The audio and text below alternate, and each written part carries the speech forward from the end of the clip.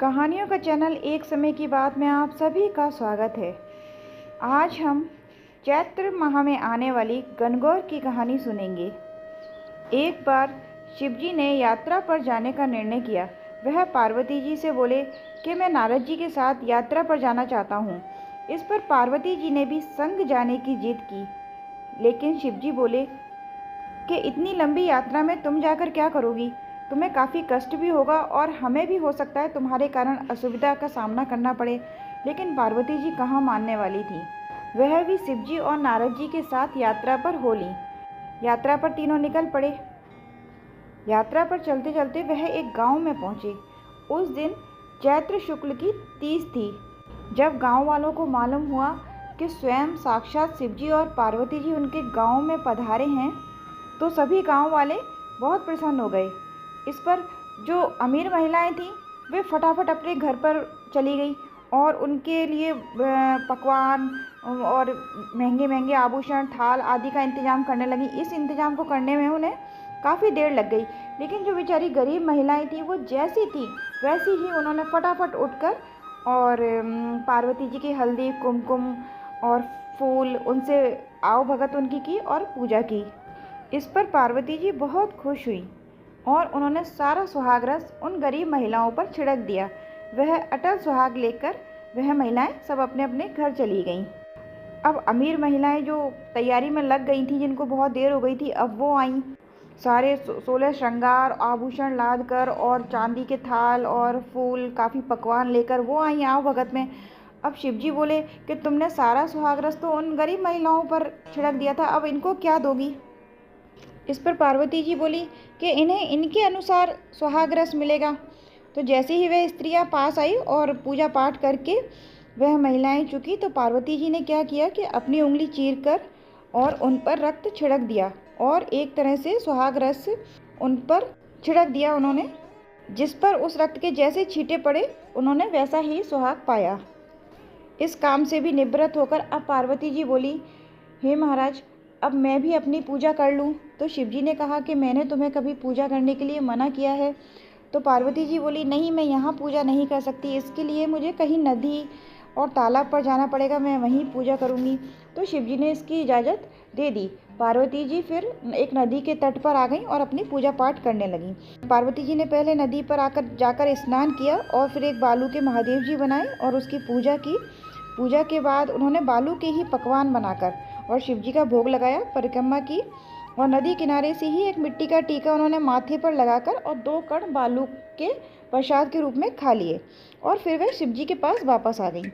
इस पर शिवजी बोले कि तुम्हें बहुत देर हो गई पूजा करने में, वो जो पहले महिलाएं आई थीं उनको तो इतनी देर नहीं लगी। इस पर पार्वती जी कहती हैं कि नदी के तट पर मेरे मायके वाले, मेरे भाई भाभी, मेरी बहन सहेलियाँ भी आ गई थी, इस कारण मुझे देर लग गई। इसके बाद शिवजी पूछते हैं कि प्रसाद में तुमने क्या खाया, किस चीज़ का तुमने भोग लगाया?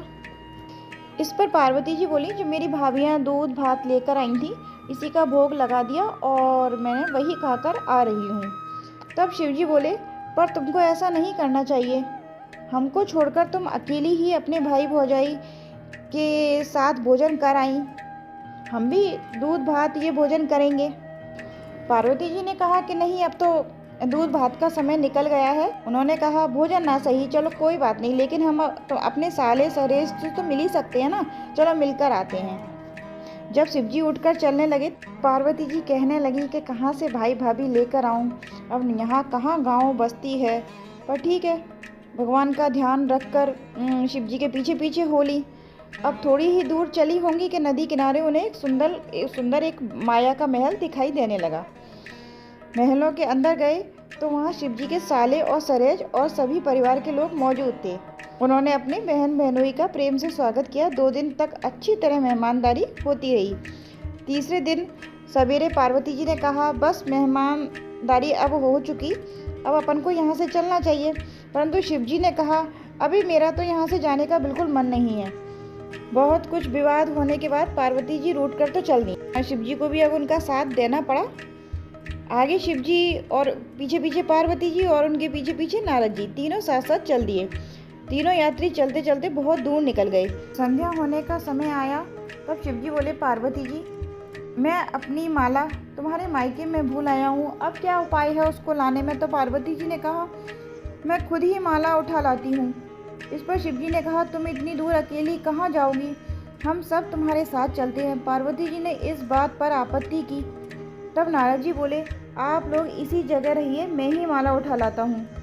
इस पर पार्वती जी को भी बहुत संकोच हुआ। उन्होंने सोचा कि नारद जी एक मस्करे हैं, वह हमारी और फजीयत करेंगे, परंतु करे भी तो क्या करे। शिव जी के डर से वह कुछ नहीं बोल सकी। नारद जी माया के महलों की तरफ चल दिए। नारद जी ने उक्त स्थान पर जाकर देखा तो वहाँ ना कोई महल था, ना कोई मकान था और ना ही कोई मनुष्य के रहने के निशान थे। घोर सघन जंगल में असंख्य हिंसक पशु ही वहाँ घूम रहे थे। महान अंधकार छाया हुआ था और बादल भी उमड़े हुए थे और बिजली भी चमक रही थी। नारद जी अंधकार में भूलते भटकते फिर रहे थे। इतने में बिजली चमकी और शिव जी की माला उनको एक वट वृक्ष की छाया पर टंगी दिखाई दी। नारद जी माला लेकर वहाँ से भागे और शिव जी के पास आकर बोले, धन्य है प्रभु आप, और धन्य है आपकी गौरी रानी, आज आपने तो मेरे प्राण ही ले लिए होते। वहाँ ना कोई महल था, ना मनुष्य। तब शिव जी ने हंसते हुए पार्वती जी को संबोधन करके कहा, क्यों अब भी तुम नहीं मानती? स्त्री चरित्र की माया का विस्तार किए बिना तुम्हारा जी नहीं मानता। तुमने बिना विचारे ब्रह्मा ऋषि को क्यों परेशान किया? इन्हीं सब कारणों से हम तुमको साथ नहीं लाते। गौरी पार्वती जी ने विनती की, हे प्रभु, यह सब आपका ही प्रभाव है। मैं किस योग्य हूँ जो नारद जी को इतना परेशान करती।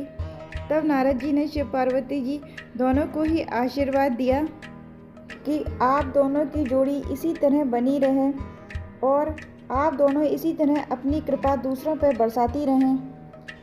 हे माता, आप पतिव्रताओं में अग्रणीय हैं, सदैव सौभाग्यवती हैं और आदि शक्ति हैं। यह सब आपकी ही पतिव्रत का प्रभाव है।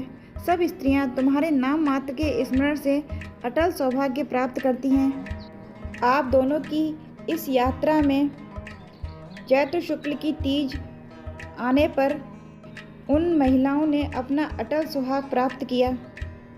इसी तरह जो महिलाएं चैत्र शुक्ल की तीज की पूजा करती हैं, उन्हें अटल सुहाग की प्राप्ति होती है और आप दोनों का आशीर्वाद प्राप्त होता है। इसी के साथ यह गणगौर की कहानी समाप्त होती है। जय श्री राम।